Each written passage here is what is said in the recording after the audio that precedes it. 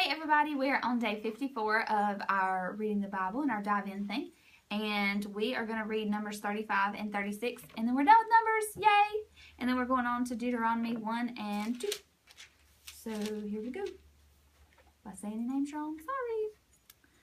On the plains of Moab by the Jordan across from Jericho, the Lord said to Moses, "Command the Israelites to give the Levites towns to live in from the inheritance the Israelites will possess, and give them pasture lands around the towns. Then they will have towns to live in and pasture lands for their cattle, flocks, and all their other livestock. The pasture lands around the towns that you give the Levites will extend out 1,500 feet from the town wall. Outside the town, measure 3,000 feet on the east side, 3,000 on the south side, 3,000 on the west side, and 3,000 on the north, with the town in the center. They will have this area as pasture land for the towns. 6 of the towns you give the Levites will be cities of refuge to which a person who has killed someone may flee. In addition, give them 42 other towns. In all, you must give the Levites 48 towns, together with their pasture lands. The towns you give the Levites from the land the Israelites possess are to be given in proportion to the inheritance of each tribe. Take many towns from a tribe that has many, but few from one that has few." Then the Lord said to Moses, "Speak to the Israelites and say to them, when you cross the Jordan into Canaan, select some towns to be your cities of refuge to which a person who has killed someone accidentally may flee. They will be places of refuge for the avenger, so that a person accused of murder may not die before he stands trial before the assembly. These 6 towns you give will be your cities of refuge. Give 3 on the side of the Jordan and 3 in Canaan as cities of refuge. These 6 towns will be a place of refuge for Israelites, aliens, and any other people living among them, so that anyone who has killed another accidentally can flee there. If a man strikes someone with an iron object so that he dies, he is a murderer. The murderer shall be put to death. Or if anyone has a stone in his hand that could kill and he strikes someone so that he dies, he is a murderer. The murderer shall be put to death. Or if anyone has a wooden object in his hand that could kill and he hits someone so that he dies, he is a murderer. The murderer shall be put to death. The avenger of blood shall put the murderer to death. When he meets him, he shall put him to death. If anyone with malice aforethought shoves another or throws something at him, intentionally so that he dies, or if in hostility he hits him with his fist so that he dies, that person shall be put to death. He is a murderer.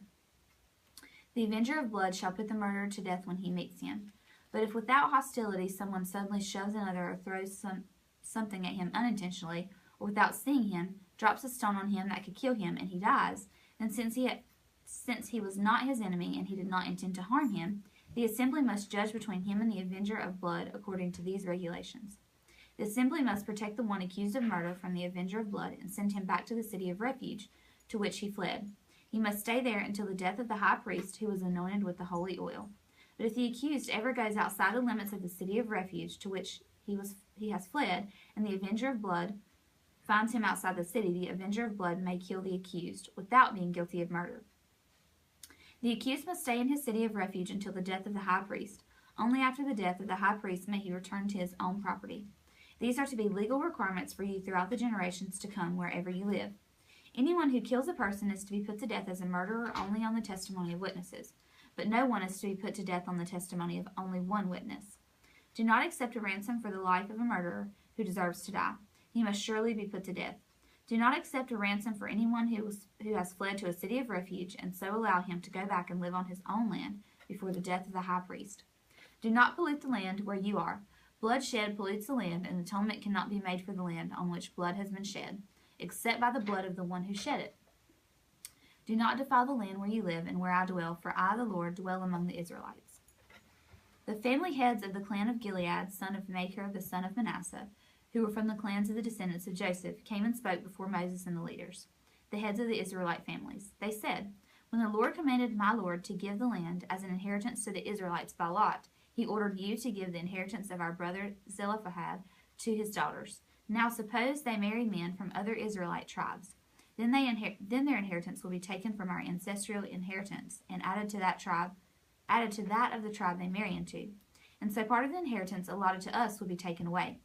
When the year of Jubilee for the Israelites comes, their inheritance will be added to that of the tribe into which they marry, and their property will be taken from the tribal inheritance of our forefathers." Then at the Lord's command, Moses gave this order to the Israelites. "What the tribe of the descendants of Joseph is saying is right. This is what the Lord commands for Zelophehad's daughters. They may marry anyone they please, as long as they marry within the tribal clan of their father. No inheritance in Israel is to pass from tribe to tribe, for every Israelite shall keep the tribal land inherited from his forefathers.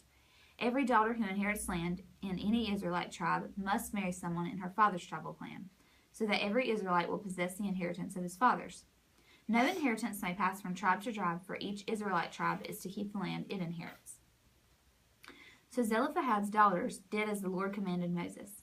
Zelophehad's daughters, Mahlah, Tirzah, Hoglah, Milcah, and Noah, married their cousins on their father's side. They married within the clans of the descendants of Manasseh, son of Joseph, and their inheritance remained in their father's clan and tribe. These are the commands and regulations the Lord gave through Moses to the Israelites on the plains of Moab by the Jordan across from Jericho. Yay, we're Deuteronomy! Okay, these are the words Moses spoke to all Israel in the desert east of the Jordan, that is, in the Arabah opposite Suf between Paran and Tophel, Laban, Hazeroth, Dizahab. It takes 11 days to go from Horeb to Kadesh Barnea by the Mount Seir road. In the 40th year, on the first day of the 11th month, Moses proclaimed to the Israelites all that the Lord had commanded him concerning them. This was after he had defeated Sihon, king of the Amorites. He reigned in Heshbon, and at Edrei had defeated Og, king of Bashan, who reigned in Ashtaroth. East of the Jordan, in the territory of Moab, Moses began to expound this law, saying, The Lord our God said to us at Horeb, You have stayed long enough at this mountain. Break camp and advance into the hill country of the Amorites. Go to all the neighboring peoples in the Arabah, in the mountains, in the western foothills, in the Negev, along the coast, to the land of Canaanites, and to Lebanon, as far as the great river, the Euphrates.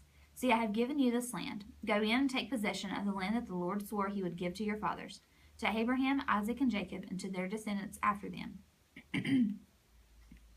At that time I said to you, You are too heavy a burden for me to carry alone. The Lord your God has increased your number, so that today you are as many as the stars in the sky. May the Lord, the God of your fathers, increase you 1,000 times and bless you as he has promised. But how can I bear your problems and your burdens and your disputes all by myself? Choose some wise, understanding, and respected men from each of your tribes, and I will set them over you. You answered me, What you propose to do is good. So I took the leading men of your tribes, wise and respected men, and appointed them to have authority over you, as commanders of thousands, of hundreds, of fifties, and of tens, and as tribal officials. And I charged your judges at this time, Hear the disputes between your brothers and judge fairly, whether the case is between brother Israelites or between one of them and an alien. Do not show partiality in judging.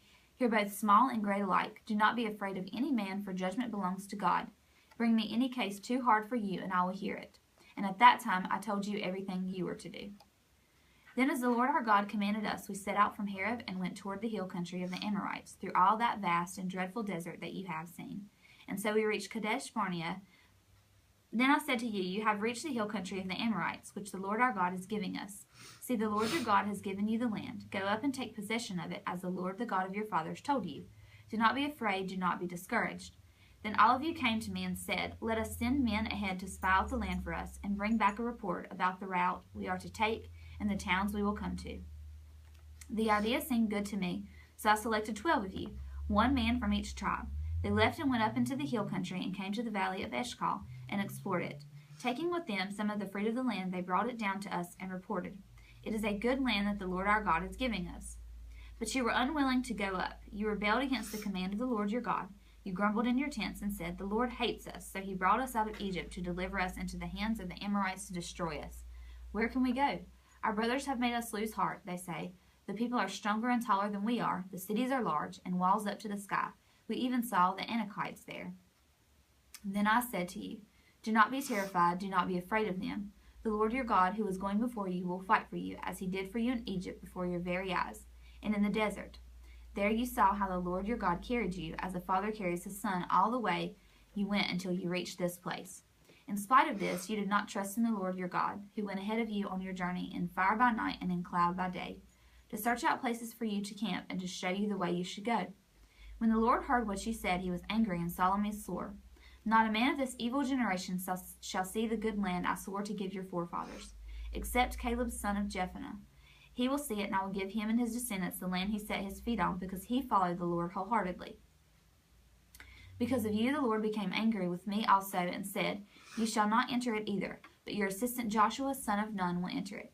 Encourage him, because he will lead Israel to inherit it, and the little ones that you said will be taken captive, your children who do not yet know good from bad, they will enter the land. I will give it to them, and they will take possession of it. But as for you, turn around and set out toward the desert along the route to the Red Sea." Then you replied, "We have sinned against the Lord. We will go up and fight as the Lord our God commands us." So every one of you put on his weapons, thinking it's easy to go up into the hill country. But the Lord said to me, "Tell them, do not go up and fight, because I will not be with you. You will be defeated by your enemies." So I told you, but you would not listen. You rebelled against the Lord's command, and in your arrogance you marched up into the hill country. The Amorites who lived in those hills came out against you. They chased you like a swarm of bees and beat you down from Seir all the way to Hormah. You came back and wept before the Lord, but he paid no attention to your weeping and turned a deaf ear to you. And so you stayed in Kadesh many days, all the time you spent there. Then we turned back and set out toward the desert along the route to the Red Sea, as the Lord had directed me. For a long time we made our way around the hill country of Seir. Then the Lord said to me, "You have made your way around this hill country long enough. Now turn north.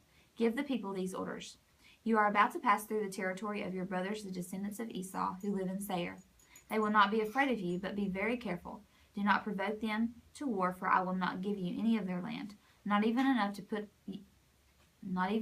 your foot on. I have given Esau the hill country of Seir as his own. You are to pay them in silver for the food you eat and the water you drink. The Lord your God has blessed you in all the works of your hands. He has watched over your journey through this vast desert. These 40 days the Lord your God has been with you, and you have not lacked anything." So we went on past our brothers, the descendants of Esau, who live in Seir. We turned from the Arabah road, which comes up to Elath and Ezion Geber, and traveled along the desert road of Moab. Then the Lord said to me, "Do not harass the Moabites or provoke them to war, for I will not give you any part of their land. I have given Ar to the descendants of Lot as a possession. The Emites used to live there, a people strong and numerous and as tall as the Anakites. Like the Anakites, they too were considered Raphites, but the Moabites called them Emites. Horites used to live in Seir, but the descendants of Esau drove them out.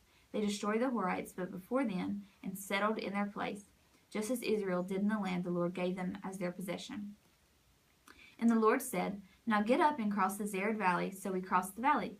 38 years passed from the time we left Kadesh Barnea until we crossed the Zered Valley. By then, that entire generation of fighting men had perished from the camp, as the Lord had sworn to them. The Lord's hand was against them until he had completely eliminated them from the camp. Now when the last of these fighting men among the people had died, the Lord said to me, "Today you are to pass by the region of Moab at Ar. When you come to the Ammonites, do not harass them and provoke them to war, for I will not give you possession of any land belonging to the Ammonites. I have given it as a possession to the descendants of Lot." That too was considered a land of the Raphites, who used to live there, but the Ammonites called them Zamzamites. They were people strong and numerous and as tall as the Anakites. The Lord destroyed them from before the Ammonites, who drove them out and settled in their place. The Lord had done the same for the descendants of Esau, who lived in Seir. When he destroyed the Horites from before them, they drove them out and have lived in their place to this day. And as for the Avites, who lived in the villages as far as Gaza, the Caphtorites, coming out from Caphtor, destroyed them and settled in their place. Set out now and cross the Arnon Gorge. See, I have given into your hand Sihon the Amorite king of Heshbon and his country. Begin to take possession of it and engage him in battle. This very day I will begin to put the terror and fear of you on all the nations under heaven. They will hear reports of you, and you will tremble and be in anguish because of you. From the desert of Kedemoth I sent messengers to Sihon king of Heshbon, offering peace and saying, "Let us pass through your country. We will stay on the main road. We will not turn aside to the right or to the left. Sell us food to eat and water to drink for their prices in silver. Only let us pass through on foot, as the descendants of Esau who live in Seir and the Moabites who live in Ar did for us, until we cross the Jordan into the land of the Lord our God is giving us."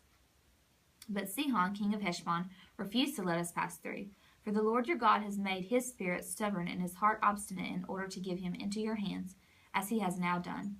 The Lord said to me, "See, I have begun to deliver Sihon and his country over to you. Now begin to conquer and possess his land." When Sihon and all his army came out to meet us in battle at Jahaz, the Lord our God delivered him over to us, and we struck him down, together with his sons and his whole army. At that time we took all his towns and completely destroyed them, men, women, and children. We left no survivors. But the livestock and the plunder from the towns we had captured we carried off for ourselves. From Aurora on the rim of the Arnon Gorge and from the town in the gorge, even as far as Gilead. Not one town was too strong for us. The Lord our God gave us all of them, but in accordance with the command of the Lord our God, you did not encroach on any of the land of the Ammonites, neither the land along the course of the Jabbok, nor that around the towns in the hills.